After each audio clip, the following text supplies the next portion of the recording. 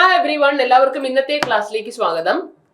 അപ്പൊ നമ്മുടെ Xylem teaching എക്സാംസിന്റെ YouTube ചാനലിൽ നമുക്കിന്ന് കുറച്ച് Q&A നോക്കാം. കെമിസ്ട്രി എന്നുള്ളത് നിങ്ങൾക്ക് നിങ്ങളുടെ എക്സാമിന് ഉപകരിക്കുന്ന ഒരു കൂട്ടം ചോദ്യങ്ങളാണ്. സിമ്പിൾ ക്വസ്റ്റ്യൻസ് ആണ്, ബട്ട് പവർഫുൾ ആണ്. നമ്മുടെ മാർക്ക് ഉറപ്പായിട്ടും വാങ്ങിത്തരുന്ന ഒരു കൂട്ടം റാൻഡം ക്വസ്റ്റ്യൻസ് ആണ്. അപ്പൊ അതിന്റെ കൂടെ കണക്റ്റഡ് ഫാക്ടും കൂടി നമുക്ക് എന്ത് ചെയ്യാം, ഡിസ്കസ് ചെയ്ത് പോവാം. ആദ്യം തന്നെ ഒരു സിമ്പിൾ ആയിട്ടുള്ള ഒരു സ്റ്റേറ്റ്മെന്റ് ക്വസ്റ്റ്യൻ നമുക്ക് നോക്കിയാലോ. പ്രസ്താവന 1, ചെടികൾ സ്വയം ഉൽപ്പാദിപ്പിക്കുന്ന സംയുക്തങ്ങളാണ് ആൽക്കലോയിഡുകൾ. സ്റ്റേറ്റ്മെന്റ് 2, അവ നൈട്രജൻ അടങ്ങിയ ഇനോർഗാനിക് സംയുക്തങ്ങളാണ്. അപ്പോ ABCDയിൽ നിന്ന് ഇതുമായി ബന്ധപ്പെട്ട് ശരിയോ തെറ്റോ എന്നുള്ളത് കറക്റ്റ് ആയിട്ട് 4 ഓപ്ഷൻസിൽ നിന്നും നിങ്ങൾ എന്ത് ചെയ്യുക, ചൂസ് ചെയ്യുക. അപ്പോ നമുക്ക് നോക്കിയാലോ. ഓക്കെ, ആദ്യം ആൽക്കലോയിഡുകൾ എന്താന്നുള്ളത് മനസ്സിലാക്കണം.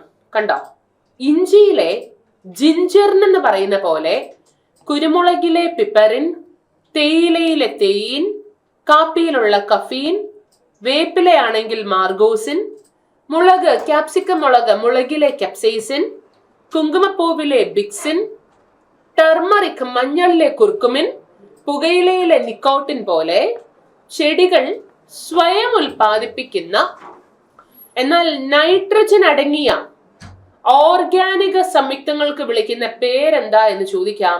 അതാണ് നിങ്ങൾ പഠിക്കേണ്ടത്, ആൽക്കലോയിഡുകൾ. മനസ്സിലായോ? അപ്പൊ 3 പോയിന്റുകളാണ്. ഇത് പ്ലാന്റ് ഒറിജിൻ ആണ്, ചെടികൾ സ്വയം ഉൽപ്പാദിപ്പിക്കുന്നതാണ്.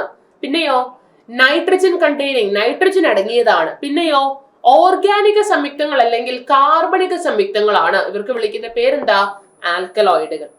അപ്പോ പ്രസ്താവനയിലേക്ക് തിരിച്ചു വരാം. ചെടികൾ സ്വയം ഉൽപ്പാദിപ്പിക്കുന്ന സംയുക്തങ്ങളാണ് ആൽക്കലോയിഡുകൾ എന്ന് പറയുന്നു. ഈ പ്രസ്താവന ശരിയാണ്. അവ നൈട്രജൻ അടങ്ങിയ ആണ്. ഇനോർഗാനിക് സംയുക്തങ്ങളാണ്. ആണോ? ഇനോർഗാനിക് അല്ല, പകരം എന്താണ്, ഓർഗാനിക് ആണെന്ന് പഠിച്ചേക്കണം. അപ്പോ ഇനോർഗാനിക് എന്ന് പറഞ്ഞാൽ ആ പ്രസ്താവന തെറ്റാണ് അല്ലേ. 1 ശരിയും 2 തെറ്റും. അപ്പൊ ഈ ചോദ്യത്തിന്റെ ഉത്തരം എന്താണ്, ഡി ആണ്. അപ്പോൾ ഇതുമാതിരിയുള്ള സ്റ്റേറ്റ്മെന്റ് ക്വസ്റ്റ്യൻസ് എന്ത് ചെയ്യുക, എക്സാമിന് നിങ്ങളെ പ്രതീക്ഷിക്കുക. അപ്പോൾ അതിനെ റിലേറ്റ് ചെയ്യുന്ന നോട്ട് ഞാൻ ഇവിടെ ആഡ് ചെയ്തിട്ടുണ്ട്. ഒരു കൂട്ടം ആൽക്കലോയിഡുകൾ നമ്മൾ കഴിക്കുന്ന അല്ലെങ്കിൽ നമ്മൾ ഉപയോഗിക്കുന്ന അല്ലെങ്കിൽ നമുക്ക് ചുറ്റും കാണുന്ന ചെടികളിലൊക്കെ ഉള്ളത് ഏതാണ് എന്നുള്ളതും തന്നിട്ടുണ്ട്. ബാക്കി നിങ്ങൾ ബോട്ടണിയിൽ പഠിക്കുന്നുണ്ടാകും. എന്തായാലും exam point of view important ആയിട്ടുള്ള ഒരു കൂട്ടം ആൽക്കലോയിഡുകളുടെ ലിസ്റ്റ് ആണ് ഈ തന്നിരിക്കുന്നത്. നന്നായിട്ടൊന്ന് നോക്കി വെക്കുക. ഇനി നമുക്ക് ക്വസ്റ്റ്യൻ 1 by 1 ആയിട്ട് സ്റ്റാർട്ട് ചെയ്യാം. ക്വസ്റ്റ്യൻ 1, ബൾബിലെ ഫിലമെന്റ് നിർമ്മിച്ചിരിക്കുന്ന ലോഹം ഏത്? ഇരുമ്പ്, ചെമ്പ്, അലുമിനിയം, ടങ്സ്റ്റൺ, ഏതാ? നമുക്കറിയാം ബൾബിലെ ഫിലമെന്റ് നിർമ്മിച്ചിരിക്കുന്ന ലോഹം ടങ്സ്റ്റൺ ആണല്ലേ. എന്തുകൊണ്ട് ടങ്സ്റ്റൺ ഫിലമെന്റ് ആയിട്ട് യൂസ് ചെയ്യുന്നു എന്ന് ചോദിച്ചാൽ, മെൽറ്റിംഗ് പോയിന്റ്, ദ്രവണാങ്കം ഏറ്റവും കൂടിയ ലോഹം ടങ്സ്റ്റൺ ആണ്. പ്രതിരോധം, റെസിസ്റ്റൻസ് ഏറ്റവും കൂടിയ ലോഹം ഏത് എന്ന് ചോദിച്ചാലും ടങ്സ്റ്റൺ തന്നെയാണ്. ടങ്സ്റ്റൺ ചൂടാകുമ്പോ ഇവനിങ്ങനെ ചൂടായി ചുട്ട് പഴുത്ത നല്ല വെളുത്ത നിറത്തിലേക്ക് വരുന്നു. അതുകൊണ്ട് വൈറ്റ് ഹോട്ട് എന്ന വിശേഷണത്തിൽ അറിയപ്പെടുന്നത് ഏത് ലോഹമാണെന്ന് ചോദിക്കാം. അതും എന്ത് തന്നെയാണ്, ടങ്സ്റ്റൺ തന്നെയാണ്. ഓക്കെ, അപ്പൊ ലോഹങ്ങൾക്ക് പൊതുവെ ചാലകത, അലോഹങ്ങളെ കമ്പയർ ചെയ്യുമ്പോൾ ലോഹങ്ങളുടെ ഒരു ജനറൽ അല്ലെങ്കിൽ വളരെ കോമൺ ആയിട്ടുള്ള ഒരു പ്രത്യേകത, പ്രോപ്പർട്ടി, സവിശേഷതയാണ് എന്ത്, ചാലകത, കണ്ടക്ടിവിറ്റി അല്ലെ. അങ്ങനെയാണെങ്കിൽ കണ്ടക്ടിവിറ്റി, ചാലകത ഏറ്റവും കൂടുതൽ ടങ്സ്റ്റൺ ആണോ എന്ന് ചോദിച്ചാൽ നിങ്ങൾ എന്ത് പഠിച്ചേക്കണം? അല്ല, ചാലകത ഏറ്റവും കൂടിയ ലോഹം, അതിപ്പോ താപചാലകത ആയിക്കോട്ടെ, വൈദ്യുത ചാലകത ആയിക്കോട്ടെ, താപത്തെ കടത്തിവിടാനുള്ള കഴിവ്, വൈദ്യുതി കടത്തിവിടാനുള്ള കഴിവ്, ചാലകത ഏറ്റവും കൂടുതൽ സിൽവർ അല്ലെങ്കിൽ വെള്ളിക്കാണെന്ന് പഠിക്കുക. ഓക്കെ, അപ്പൊ വൈറ്റ് ഹോട്ട് എന്നറിയപ്പെടുന്നു.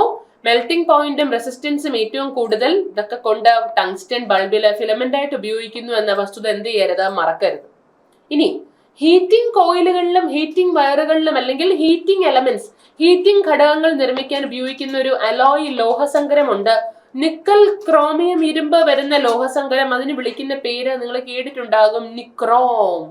ഇവനെ ചൂടാക്കുമ്പോ ചുട്ട് പഴുത്ത് നല്ല ചുമന്ന നിറത്തിലേക്ക് വരുന്നത് കൊണ്ട് നിക്രോമിനെ നമ്മൾ എങ്ങനെ വിളിക്കുന്നു അല്ലെങ്കിൽ നിക്രോമിനെ എങ്ങനെ വിശേഷിപ്പിക്കുന്നു എന്ന് നിങ്ങളോട് ചോദിക്കാം. അത് റെഡ് ഹോട്ട് ആണ്. ഇത് തമ്മിൽ മാറിപ്പോവരുതേ. വൈറ്റ് ഹോട്ട് എന്നറിയപ്പെടുന്നത് ടങ്സ്റ്റൺ, റെഡ് ഹോട്ട് എന്നറിയപ്പെടുന്നത് nichrome. Very very important. Okay,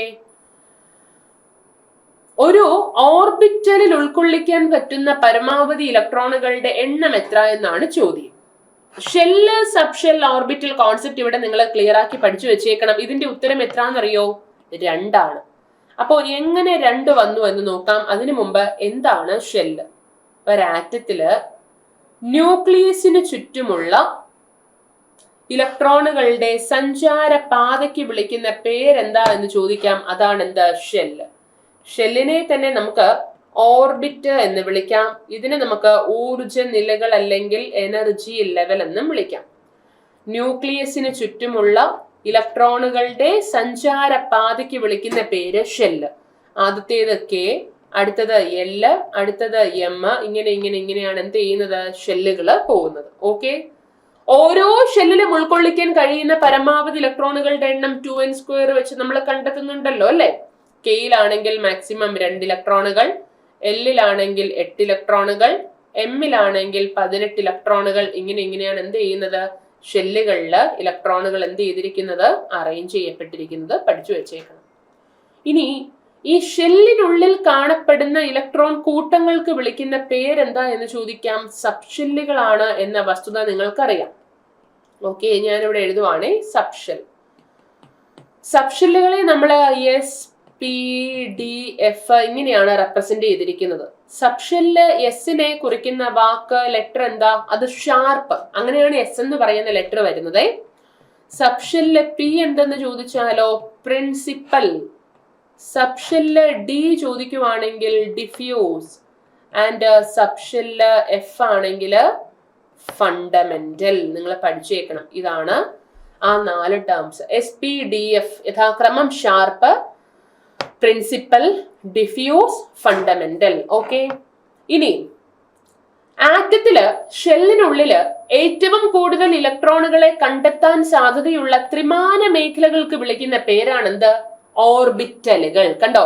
അപ്പൊ ഓർബിറ്റ് വേറെ, ഞാനിപ്പോ പറഞ്ഞ ഓർബിറ്റൽ വേറെ. അപ്പോ കെ, എൽ, എം, എൻ അതിൽ ഇലക്ട്രോണുകൾ 2, 8, 18, 32 യഥാക്രമം ഇരിക്കും. എന്നാൽ sub shell S, P, D, F എടുത്താൽ എസ് സബ് ഷെല്ലിന് മാക്സിമം 2 ഇലക്ട്രോണുകൾ, പിയില് മാക്സിമം 6 ഇലക്ട്രോണുകൾ, ഡിയില് മാക്സിമം 10 ഇലക്ട്രോണുകൾ, എഫില് മാക്സിമം 14 ഇലക്ട്രോണുകൾ. ഇതേ കാണുന്നുണ്ടോ? ഇനി ഇവിടെ നിങ്ങൾ മനസ്സിലാക്കേണ്ട വസ്തുത വേറൊന്നുമല്ല. എസ് എന്ന് പറയുന്ന സബ് ഷെല്ലില് 2 ഇലക്ട്രോണുകൾ ഉണ്ടെങ്കിൽ എപ്പോഴും ഓർത്തു വെച്ചോളൂ, ഒരു ഓർബിറ്റലിൽ ഉൾക്കൊള്ളിക്കാൻ പറ്റുന്ന പരമാവധി ഇലക്ട്രോണുകളുടെ എണ്ണം എത്രയാണെന്നറിയോ? അത് 2 ആണ്. ആ 2 ഇലക്ട്രോണുകൾ ശരിക്കും ഇങ്ങനെയാണ് അറേഞ്ച് ചെയ്യുന്നത്. ആ 2 ഇലക്ട്രോണുകളല്ലേ? ഇലക്ട്രോണുകൾ എന്ന് പറയുമ്പോഴത്തേക്കും സെയിം ചാർജ് അല്ലേ? സോ ഒരെണ്ണം എപ്പോഴും സെയിം ചാർജ് വരുമ്പോഴത്തേക്കും റിപ്പൽഷൻ ആണല്ലോ ഉണ്ടാവുക. അവർ റിപ്പൽ ചെയ്യും. ഒരെണ്ണം ക്ലോക്ക് വൈസ് മൂവ് ചെയ്താൽ അടുത്തത് ആന്റി ക്ലോക്ക് വൈസ് മൂവ് ചെയ്യും. കണ്ടോ? അപ്പോ എസിലെ 2 ഇലക്ട്രോണുകൾക്ക് ഇരിക്കാൻ എത്ര ഓർബിറ്റൽ മതി? ഒരൊറ്റ ഓർബിറ്റൽ മതി. അതിൽ 2 ഇലക്ട്രോണുകൾ ഇരിക്കും. പിയിൽ എത്ര ഇലക്ട്രോണുകൾ ഉണ്ട്? 6 ഇലക്ട്രോണുകൾ ഉണ്ട്. 6 ഇലക്ട്രോണുകൾക്ക് ഇരിക്കാൻ എത്ര ഓർബിറ്റൽ വേണ്ടി വരും? 3 ഓർബിറ്റൽ വേണ്ടി വരും. ഇതേ കാണുന്നുണ്ടോ? 1, 2, 3, 4, 5, 6. ഡിയിലാണെങ്കിൽ 10 ഇലക്ട്രോണുകൾ ഉണ്ട് എന്ന് ഞാൻ ഇവിടെ പറഞ്ഞുവല്ലോ. ആ 10 ഇലക്ട്രോണുകൾക്ക് ഇരിക്കാൻ എത്ര ഓർബിറ്റൽ വേണ്ടി വരും? 5 ഓർബിറ്റൽ വേണ്ടി വരും അല്ലെ? 1, 2, 3, 4, 5, 6, 7, 8, 9, 10. എഫിലാണെങ്കിൽ 14 ഇലക്ട്രോണുകൾ ഉണ്ടേ. ആ 14 ഇലക്ട്രോണുകൾക്ക് ഇരിക്കാൻ എത്ര ഓർബിറ്റൽ വേണ്ടി വരും? 7 ഓർബിറ്റൽ വേണ്ടി വരും. 1, 2, 3, 4, 5, 6, 7, 8, 9, 10, 11, 12, 13, 14. കണ്ടോ? എന്തുകൊണ്ട് ഞാൻ ഇങ്ങനെ ഓപ്പോസിറ്റ് ആയിട്ട് വരച്ചു എന്ന് കണ്ടോ? ഒന്ന് ക്ലോക്ക് വൈസ് മൂവ്മെന്റ് ആണെങ്കിൽ രണ്ടാമത്തേത് എന്താണ്? ആന്റി ക്ലോക്ക് വൈസ് മൂവ്മെന്റ് ആണ് എന്നുള്ള വസ്തുത നിങ്ങൾ എന്ത് ചെയ്തേക്കണം? പഠിച്ചേക്കണം, മനസ്സിലാക്കിയേക്കണം. ക്ലിയർ അല്ലേ? ഓക്കെ അല്ലേ? യെസ്. അപ്പോ ഒരു ഓർബിറ്റലിൽ ഉൾക്കൊള്ളിക്കാൻ പറ്റുന്ന ഇലക്ട്രോണുകളുടെ എണ്ണം എപ്പോഴും എത്രയാണ്? 2 ആണെന്ന് നിങ്ങൾ പഠിക്കുക. അത് ഇമ്പോർട്ടന്റ് ആണ്. കോപ്പറിന്റെ ശത്രു എന്നറിയപ്പെടുന്ന മൂലകം ഏത്? കോപ്പറിന്റെ ശത്രു നമുക്ക് എല്ലാവർക്കും അറിയാം, സൾഫർ ആണല്ലേ. അറ്റോമിക് നമ്പർ 16 ആണ് സൾഫർ. മലയാളത്തിലെ ഗന്ധകം എന്നാണ് ഈ മൂലകത്തിനെ നമ്മൾ വിശേഷിപ്പിക്കുക. Enemy of copper. ഇനി ബ്ലൂ വിട്രിയോൾ എന്നറിയപ്പെടുന്ന പദാർത്ഥം ഏതാ എന്ന് നിങ്ങളോട് ചോദിക്കും. അത് വന്നിട്ട് CuSO4 അല്ലെങ്കിൽ കോപ്പർ സൾഫേറ്റ് ആണെന്ന് പഠിച്ചേക്കണം. ബ്ലൂ വിട്രിയോൾ എന്നറിയപ്പെടുന്ന പദാർത്ഥം ഏതാണ്? കോപ്പർ സൾഫേറ്റ് ആണ്. ക്ലിയർ അല്ലേ? യെസ്, അത് ഇമ്പോർട്ടന്റ് ആണ്. താഴെ പറയുന്നവയില് ഉത്പാദനത്തിന് വിധേയമാകുന്ന പദാർത്ഥം ഏത്? കർപ്പൂരം, പാറ്റ ഗുളിക, അയോഡിൻ ഇവയെല്ലാം. എന്താ ഉത്തരം? ഖരാവസ്ഥയിലിരിക്കുന്ന ഒരു പദാർത്ഥത്തിന് ദ്രാവകാവസ്ഥയിലേക്ക് പോകാതെ നേരിട്ട് വാതകമായിട്ട് മാറാനുള്ള കഴിവ്, അതിന് പറയുന്ന പേരാണ് ഉത്പതനം. ഉത്പതനം എങ്ങനെ ഇംഗ്ലീഷിൽ അറിയപ്പെടുന്നു? സബ്ലിമേഷൻ എന്നറിയപ്പെടുന്നുണ്ട്. ഓക്കെ, അപ്പോ സബ്ലൈം നേച്ചർ ഉള്ള പദാർത്ഥങ്ങൾ, കർപ്പൂരം അങ്ങനെയാണ്, പാറ്റ ഗുളിക, അയോഡിൻ ഇതെല്ലാം എന്ത് തന്നെയാണ്? ഉത്പതന സ്വഭാവമുള്ള പദാർത്ഥങ്ങൾ തന്നെയാണ്. ഇത് കൂടാതെ നമുക്ക് എന്ത് പറയാം? ഈ സ്റ്റേജ് ഷോസിലൊക്കെ കൃത്രിമ പുക സൃഷ്ടിക്കാൻ ഉപയോഗിക്കുന്ന ഡ്രൈ ഐസ് അല്ലെങ്കിൽ കാർഡ് ഐസ് എന്നറിയപ്പെടുന്ന പദാർത്ഥവും എന്ത് തന്നെയാണ്? ഖരാവസ്ഥയിൽ നിന്ന് നേരിട്ട വാതകാവസ്ഥ പ്രാപിക്കുന്നതാണ്. എന്തിന് ഉദാഹരണമാണ്? സബ്ലൈം സബ്സ്റ്റൻസിന് ഉദാഹരണമാണ്. അപ്പോ ഖരം നേരിട്ട് വാതകമാകുന്ന പ്രക്രിയയാണ് ഉത്പതനം അല്ലെങ്കിൽ സബ്ലിമേഷൻ. ഈ പദാർത്ഥങ്ങളെല്ലാം ഉത്പതന സ്വഭാവമുള്ളതാണെന്ന് നിങ്ങൾ പഠിച്ചേക്കണം. ഇതിലെ അയോഡിൻ, ഒരു ടെസ്റ്റ് ട്യൂബിൽ അയോഡിന്റെ പീസസ് ഞാൻ എടുത്തിട്ട് നന്നായിട്ട് ചൂടാക്കുകയാണ്. അപ്പൊ അവനിങ്ങനെ ഇരുന്ന് വേപ്പർ ആകും. മറ്റൊരു ടെസ്റ്റ് ട്യൂബ് വെച്ചിട്ട് ആ വേപ്പറിനെ ഞാൻ കളക്ട് ചെയ്യുവാണ്. അപ്പൊ ടെസ്റ്റ് ട്യൂബിൽ എന്തായാലും വേപ്പർ ആവുക എന്ന് വെച്ചാൽ വാതകാവസ്ഥയിലേക്ക് പോകുന്നു, കാരണം സബ്ലിമേഷന് വിധേയമാകുന്നതാണല്ലോ. അങ്ങനെ അയോഡിൻ ബാഷ്പത്തിന്റെ നിറം എന്താണെന്ന് നിങ്ങളോട് ചോദിക്കും. എല്ലാവരും പഠിച്ചു വെച്ചേക്കണം, വയലറ്റ് ആണ്. അയോഡിൻ ബാഷ്പത്തിന്റെ നിറം എന്താണ്? വയലറ്റ് ആണെന്ന് പഠിച്ചു വെച്ചേക്കണം. ക്ലിയർ അല്ലേ? സോളിഡ് ഹാലോജൻ അല്ലെങ്കിൽ ഖര ഹാലോജൻ എന്നറിയപ്പെടുന്ന പദാർത്ഥം ഏത്? മൂലകം ഏത് എന്ന് ചോദിക്കാം. ഹാലോജൻ എന്ന് കേട്ടാൽ പീരിയോഡിക് ടേബിളിലെ 17ാം ഗ്രൂപ്പ് മൂലകങ്ങളാണെന്ന് നമുക്കറിയാലോ. അപ്പൊ fluorine, chlorine, bromine, iodine, astatine, Tennyson, ഇതില് ഖര ഹാലോജൻ അല്ലെങ്കിൽ സോളിഡ് ഹാലോജൻ എന്ന പേരിൽ അറിയപ്പെടുന്നത് ആര്? അയോഡിൻ ആണെന്ന് പഠിക്കും. ലുക്കീമിയ ടെസ്റ്റിന് ഉപയോഗിക്കുന്ന ആർട്ടിഫിഷ്യൽ ഐസോട്ടോപ്പ് ഏത് എന്നാണ് ചോദിച്ചേക്കുന്നത്. ലുക്കീമിയ ബ്ലഡ് ക്യാൻസർ ആണ്.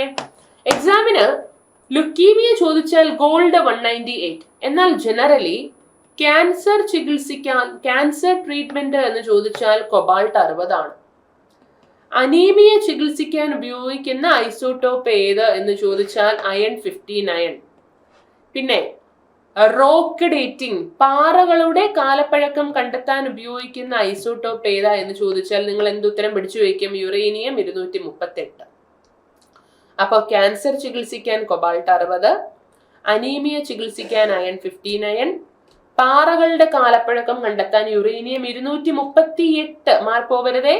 ഇനി സ്വർണം വന്നിട്ട് എന്താ? Leukaemia test. അതായത് ഇപ്പൊ ഗോൾഡിന് എന്ത് ലുക്ക, അങ്ങനെ കണക്ട് ചെയ്യാം. അപ്പൊ ലുക്കീമിയ ഗോൾഡ് 198. ലുക്കീമിയ ടെസ്റ്റിന് സ്വർണം 198 ആണെന്ന് നിങ്ങൾ പഠിച്ചു വെച്ചേക്കണം.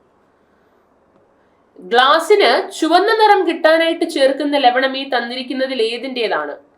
എന്തായാലും ഗ്ലാസിന് നിറം നൽകാൻ ഉപയോഗിക്കുന്നത്, അതുപോലെ ഓയിൽ പെയിന്റിങ്സിനൊക്കെ നിറം നൽകുന്നത് ഡി ബ്ലോക്ക് മൂലകങ്ങൾ, അതായത് സംക്രമണ മൂലകങ്ങൾ, ട്രാൻസിഷൻ മെറ്റൽസിൻ്റെതാണ് എന്ന് നമുക്കറിയാം അല്ലെ. മാംഗനീസും നിക്കൽ ഒക്കെ വരുന്നത് ഡി ബ്ലോക്ക് ആണ്. നിയോൺ എന്ന് പലരും നിയോൺ ആണെന്ന് ചിന്തിക്കുമല്ല, അത് വേപ്പർ ലാമ്പിൽ ഓറഞ്ച് നിറത്തിന് നിയോൺ ചേർക്കാം. പിന്നെ വേപ്പർ ലാമ്പിന്റെ റെഡ് കളറിൽ നമുക്ക് നൈട്രജൻ ചേർക്കാം. എന്നാൽ ഗ്ലാസിന്റെ ചുവന്ന നിറം കിട്ടാനായിട്ട് ഏതാണ്? നിക്കലാണ്. ഓക്കെ, അപ്പൊ ഗ്ലാസിന് പച്ച നിറം കിട്ടാനായിട്ട് ചേർക്കുന്ന ലവണമേ, നമുക്കതൊരു ലിസ്റ്റ് ആയിട്ട് എഴുതാമേ. ഗ്ലാസിന്റെ നിറങ്ങളാണേ. ക്രോമിയം ലവണത്തിന്റെ സാന്നിധ്യം ഗ്ലാസിന് പച്ച നിറം കൊടുക്കും. കൊബാൾട്ട് ലവണത്തിന്റെ സാന്നിധ്യം ഗ്ലാസിന് നീല നിറം കൊടുക്കും. മാംഗനീസ് ലവണത്തിന്റെ സാന്നിധ്യം ഗ്ലാസിന് പർപ്പിൾ നിറം കൊടുക്കും. ഇനി നിക്കൽ അല്ലെങ്കിൽ കോപ്പർ ലവണത്തിന്റെ സാന്നിധ്യം ഗ്ലാസിന് ചുവന്ന നിറം കൊടുക്കും. മനസ്സിലായോ? യുറേനിയം ഓക്സൈഡിന്റെ സാന്നിധ്യം ഗ്ലാസിന് പച്ച കലർന്ന മഞ്ഞ നിറം കൊടുക്കും. കാഡ്മിയം ലവണത്തിന്റെ സാന്നിധ്യം ഗ്ലാസിന് മഞ്ഞ നിറം കൊടുക്കും. ക്രയോലൈറ്റിന്റെ സാന്നിധ്യം ഗ്ലാസിന് വെള്ള നിറം കൊടുക്കും. കണ്ടോ? ഇങ്ങനെ പല ലവണങ്ങളുടെ പ്രസൻസ് ഗ്ലാസിന് എന്ത് കിട്ടുന്നുണ്ട്? പല വർണ്ണങ്ങൾ നൽകുന്നുണ്ട്. നിങ്ങൾ ഈ ലിസ്റ്റ് ജസ്റ്റ് ഒന്ന് നോക്കി വെച്ചാലും മതിയാകും. ഒരൊറ്റ സബ്ഷെല്ല് മാത്രമുള്ള ഓർബിറ്റ് ചെയ്ത് നമുക്കറിയാം. കെ എന്ന് പറയുന്നത് എപ്പോഴും ഒന്നാമത്തെ ഷെല്ലാണ്, അതില് എസ് മാത്രമേ ഉള്ളൂ. രണ്ടാമത്തെ എല്ലില് എസും പിയും ഉണ്ട്. മൂന്നാമത്തെ എമ്മില് എസും പിയും ഡിയും ഉണ്ട്. നാലാമത്തെ എന്നില് എസും പിയും ഡിയും എഫും ഉണ്ട് അല്ലെ. അപ്പൊ ഒരൊറ്റ സബ്ഷെൽ, അതായത് എസിനെ മാത്രം ഉൾക്കൊള്ളുന്ന ഓർബിറ്റ് അല്ലെങ്കിൽ മെയിൻ ഷെല്ല് ഏതാണെന്ന് ചോദിച്ചാൽ നിങ്ങൾ എന്ത് ഉത്തരം പഠിച്ചു വെച്ചേക്കണം? അത് കെ ആണെന്ന് പഠിച്ചേക്കണം. നോക്കൂ, എസ് എന്ന് പറയുന്ന സബ്ഷെല്ലിൽ ഉൾക്കൊള്ളിക്കാൻ പറ്റുന്ന പരമാവധി ഇലക്ട്രോണുകളുടെ എണ്ണം 2 അല്ലേ? അതാണ് കെയിൽ ആകെയുള്ള 2 ഇലക്ട്രോണുകൾ. ഇനി എസില് 2, പിയില് 6, ടോട്ടൽ 8. കണ്ടോ, എൽ എന്ന് പറയുന്ന മെയിൻ ഷെല്ലിലെ ആ 8 ഇലക്ട്രോണുകൾ ഏതൊക്കെ സബ്ഷെല്ലുകളിലായിട്ട് സ്പ്ലിറ്റ് ചെയ്തിരിക്കുന്നു എന്ന് ഇപ്പൊ മനസ്സിലായില്ലേ? എമ്മിലുള്ള ആ 18 ഇലക്ട്രോണുകൾ എസില് 2, പിയില് 6, ഡിയില് 10, 10, 6, 16, 2, 18 സ്പ്ലിറ്റ് ചെയ്തിരിക്കുന്നത് കണ്ടോ. ഇനി എസില് 2, പിയില് 6, ഡിയില് 10, എഫില് 14, 32 ഇലക്ട്രോണുകൾ എന്നിലുള്ളത് 4 സബ്ഷെല്ലുകളിലായിട്ട് എന്ത് ചെയ്തിട്ടുണ്ട്? സ്പ്ലിറ്റ് ചെയ്തിരിക്കുന്നു. ക്ലിയർ ആയോ? അപ്പൊ ഇത്രയും കാര്യങ്ങൾ നിങ്ങൾ എന്ത് ചെയ്യുക? ഒന്ന് മനസ്സിലാക്കി വെക്കുക. ക്ലിയർ അല്ലേ? സമുദ്രജലത്തില് ഏറ്റവും കൂടുതൽ അടങ്ങിയിരിക്കുന്ന ലവണം ഏത് എന്നാണ് ചോദ്യം. Sodium sulphate, iodine, potassium chloride, sodium chloride ഏതായിരിക്കാം? അപ്പോ സമുദ്രജലത്തിൽ ഏറ്റവും കൂടുതൽ അടങ്ങിയിരിക്കുന്നത് സോഡിയം ക്ലോറൈഡ് തന്നെയാണ്, NaCl. എന്നാൽ രണ്ടാമത് കൂടുതൽ അടങ്ങിയിരിക്കുന്നത് മഗ്നീഷ്യം ക്ലോറൈഡ് ആണെന്ന് പഠിച്ചു വെക്കണം. സോഡിയം വേർതിരിച്ചെടുക്കുന്ന പ്രക്രിയ ഡൗൺസ് പ്രോസസ് എന്നും മഗ്നീഷ്യം വേർതിരിച്ചെടുക്കുന്ന പ്രക്രിയ ഡൗസ് പ്രോസസ് എന്ന പേരിലും എന്ത് ചെയ്യുന്നുണ്ട്? അറിയപ്പെടുന്നുണ്ട്. ക്ലിയർ അല്ലേ? അടുത്തത് ഏറ്റവും ക്രിയാശീലത കുറഞ്ഞ ആസിഡ്. നമ്മുടെ അറിവിന്റെ പരമാവധിക്കുള്ളിൽ നിന്നുകൊണ്ട് നമ്മൾ സാധാ പറയുന്നത് സൾഫ്യൂരിക് ആസിഡും ഹൈഡ്രോക്ലോറിക് ആസിഡും ഫോമിക് ആസിഡും അസിറ്റിക് ആസിഡും ആണ്. പഠിച്ചു വെക്കുക. ക്രിയാശീലത, റിയാക്ടിവിറ്റി ഏറ്റവും കുറവ് ഹൈഡ്രോസയാനിക് ആസിഡ് അതല്ലെങ്കിൽ പ്രൂസിക് ആസിഡ് ആണ്. എന്നാൽ ക്രിയാശീലത, റിയാക്ടിവിറ്റി ഏറ്റവും കൂടുതൽ ആർക്കാണെന്നറിയോ? അത് പെർക്ലോറിക് ആസിഡിനാണെന്ന് പഠിച്ചേക്കണം. ഇനി ഏറ്റവും വീര്യം കൂടിയ ആസിഡ് ഏതാ എന്ന് ചോദിച്ചാൽ ഫ്ലൂറോ ആന്റിമണിക് ആസിഡ് ആണെന്ന് പഠിക്കുക. വീര്യം ഏറ്റവും കുറഞ്ഞ ആസിഡ് ഏതാ എന്ന് ചോദിച്ചാൽ അതും ഹൈഡ്രോസയാനിക് ആസിഡ് അല്ലെങ്കിൽ പ്രൂസിക് ആസിഡ് എന്ന് പഠിക്കുക. 4 ചോദ്യങ്ങൾ. ഓക്കെ, സൾഫ്യൂരിക്കും പിന്നെ ഫോമിക് ആസിഡ് ഒക്കെ സൈഡിലേക്ക് മാറ്റി വെക്കുക. ഏറ്റവും വീര്യം കൂടുതൽ ഫ്ലൂറോ ആന്റിമണിക് ആസിഡ്, ഏറ്റവും വീര്യം കുറവ് ഹൈഡ്രോസയാനിക് ആസിഡ് അല്ലെങ്കിൽ പ്രൂസിക് ആസിഡ്. റിയാക്ടിവിറ്റി, ക്രിയാശീലത ഏറ്റവും കൂടുതൽ പെർക്ലോറിക് ആസിഡ്, റിയാക്ടിവിറ്റി കുറവ്, ക്രിയാശീലത കുറവ് ഹൈഡ്രോസയാനിക് ആസിഡ് അല്ലെങ്കിൽ പ്രൂസിക് ആസിഡ്. ഓക്കെ, അപ്പൊ വീര്യമായിക്കോട്ടെ റിയാക്ടിവിറ്റി ആയിക്കോട്ടെ രണ്ടും കുറവ് ആർക്ക് തന്നെയാണ്? ഹൈഡ്രോസയാനിക് അല്ലെങ്കിൽ പ്രൂസിക് ആസിഡ് ആണെന്ന് പഠിക്കുക. ക്ലിയർ അല്ലേ? ആനോഡ് കിരണങ്ങൾ ഡാഷ് എന്നും അറിയപ്പെടുന്നു. നമ്മൾ ഓൾറെഡി നോക്കിയതാ. ഇലക്ട്രോണുകളെ കാഥോഡ് കിരണങ്ങൾ എന്ന പേരിട്ട് വിശേഷിപ്പിക്കുന്നത് പോലെ, വിളിക്കുന്നത് പോലെ ആനോഡ് കിരണങ്ങളാണ് പിൽക്കാലത്ത് ആധികാരികമായിട്ട് ഗോൾഡ് ഫോയിൽ ആൽഫ വിസരണ പരീക്ഷണത്തിലൂടെ ഏണസ്റ്റ് റുദർഫോർഡ് കണ്ടെത്തിയത്. ആനോഡ് കിരണങ്ങൾ പിന്നീട് നമുക്കറിയാം പ്രോട്ടോണുകൾ, ആറ്റത്തിലെ പോസിറ്റീവ് ചാർജുള്ള അടിസ്ഥാന കണമാണ് അല്ലെ. പക്ഷെ ഇവിടെ നിങ്ങൾ മനസ്സിലാക്കേണ്ട കാര്യം, ആനോഡ് കിരണങ്ങൾ നമ്മുടെ ഡിസ്ചാർജ് ട്യൂബില് പോസിറ്റീവ് ചാർജുള്ള ആനോഡിൽ നിന്നും നെഗറ്റീവ് ചാർജുള്ള കാഥോഡിലേക്ക് ഒരു കനാല് പോലെ ഒഴുകുന്നതായിട്ട് യൂജിൻ ഗോൾഡ്സ്റ്റീൻ എന്ന് പറയുന്ന വ്യക്തി നിരീക്ഷിച്ചു. അങ്ങനെ അത് കനാൽ കിരണങ്ങൾ എന്ന പേരിൽ അറിയപ്പെട്ടു. അപ്പോൾ കാഥോഡ് റേസ് കാഥോഡ് കിരണങ്ങൾ ഇലക്ട്രോണുകളാണെങ്കിൽ ആനോഡ് റേസ് ആനോഡ് കിരണങ്ങൾ എന്ന പേരിൽ അറിയപ്പെടുന്നത് പിന്നീട് കനാൽ കിരണങ്ങൾ തന്നെയാണ്. അതിനെ ആധികാരികമായിട്ട് പ്രോട്ടോണുകളായി കണ്ടെത്തിയത് ഏണസ്റ്റ് റുദർഫോർഡ് ആണ്. ഓക്കെ, അപ്പൊ ഈ ആനോഡ് കിരണങ്ങൾ അഥവാ കനാൽ കിരണങ്ങളാണെങ്കിൽ ഗോൾഡ്സ്റ്റീൻ, എന്നാൽ പ്രോട്ടോൺ എന്ന് എടുത്തു ചോദിച്ചാൽ റുദർഫോർഡ്. അപ്പോ ഇത്രയും കാര്യങ്ങള് നമ്മള് 10 ക്വസ്റ്റ്യൻസ് ആണ്. അതിനെ കണക്ട് ചെയ്യുന്ന ഇത്രയും വസ്തുതകൾ നമ്മൾ നോക്കി. നമ്മൾ ഇന്ന് നോക്കിയ ഇത്രയും കാര്യങ്ങൾ എല്ലാവർക്കും ഓക്കെ ആണ്, ക്ലിയർ ആണ്. ഞാനത് ജസ്റ്റ് ഒന്ന് എഴുതി വെച്ചേക്കാമേ. ഈ കാഥോഡ് കിരണങ്ങൾ തന്നെയാണ് ഇലക്ട്രോണുകളായിട്ട് എന്ത് ചെയ്തത്? പിൽക്കാലത്ത് അറിയപ്പെട്ടത്. അതിനെ കണ്ടെത്തിയത് ആര് തന്നെയാണ്? J Thomson. എന്നാൽ ആനോഡ് കിരണങ്ങൾ അഥവാ കനാൽ കിരണങ്ങളെ കണ്ടെത്തിയത് യൂജിൻ ഗോൾഡ്സ്റ്റീൻ. പ്രോട്ടോൺ എന്ന് എടുത്ത് ചോദിക്കുവാണെങ്കിൽ നിങ്ങൾ ആരെ പഠിച്ചു വെച്ചേക്കണം? Ernest Rutherford. അപ്പോ ഈ 10 ചോദ്യങ്ങളും അതിന്റെ കണക്റ്റഡ് ഫാക്ടുകളും നിങ്ങൾക്ക് മനസ്സിലായിട്ടുണ്ടാവുമെന്ന് കരുതുന്നു. അടുത്ത ക്ലാസ്സിൽ നമുക്ക് എന്ത് ചെയ്യാം, പുതിയ സെറ്റ് ഓഫ് ക്വസ്റ്റ്യൻസും റിലേറ്റഡ് ഫാക്ടുകളുമായിട്ട് കാണാം. Thank you my dears.